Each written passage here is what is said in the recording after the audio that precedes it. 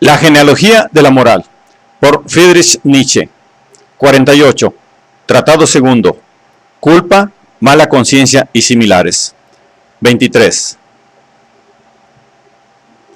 Baste esto, de una vez por todas, en lo que respecta a la procedencia del Dios Santo, que en sí la concepción de los dioses no tiene que llevar necesariamente a esa depravación de la fantasía, de cuya representación, por un instante, no nos ha sido lícito dispensarnos, que hay formas más nobles de servirse de la ficción poética de los dioses que para esta autocrucifixión y autoenvilecimiento del hombre, en las que han sido maestros los últimos milenios de Europa.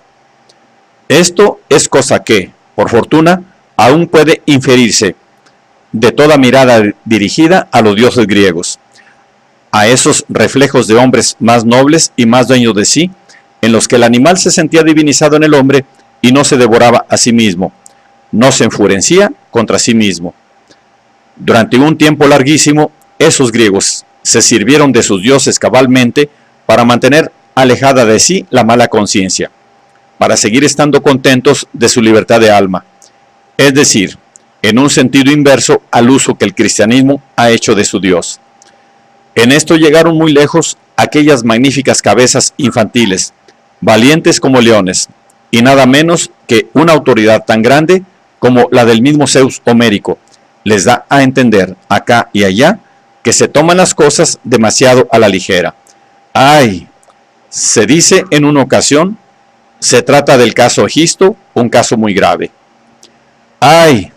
¿De qué cosas acusan los mortales a los dioses? Dicen que solo de nosotros proceden sus males, pero ellos mismos con sus insensateces se causan sus infortunios, incluso contra el destino. Sin embargo, aquí oímos y vemos a la vez que también este espectador y juez olímpico está lejos de enfadarse por esto con los hombres y de pensar mal de ellos. ¡Qué locos son!, piensa al ver las fechorías de los mortales. Y locura, insensatez, un poco de perturbación en la cabeza.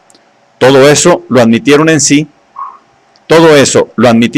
mismos, incluso los griegos de la época más fuerte, más valerosa, como fundamento de muchas cosas malas y funestas. Locura, no pecado, ¿lo comprendéis? Pero incluso esa perturbación de la cabeza era un problema. Sí. ¿Cómo ella es posible siquiera? ¿De dónde puede haber venido? Propiamente a cabezas como las de nosotros, hombres de procedencia aristocrática, de la fortuna, de la buena constitución, de la mejor sociedad, de la nobleza, de la virtud.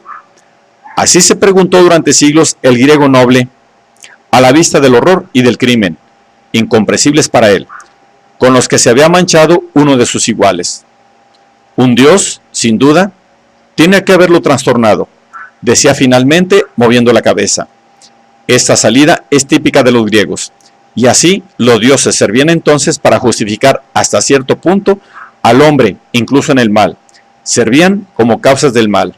Entonces los dioses no asumían la pena, sino, como es más noble, la culpa.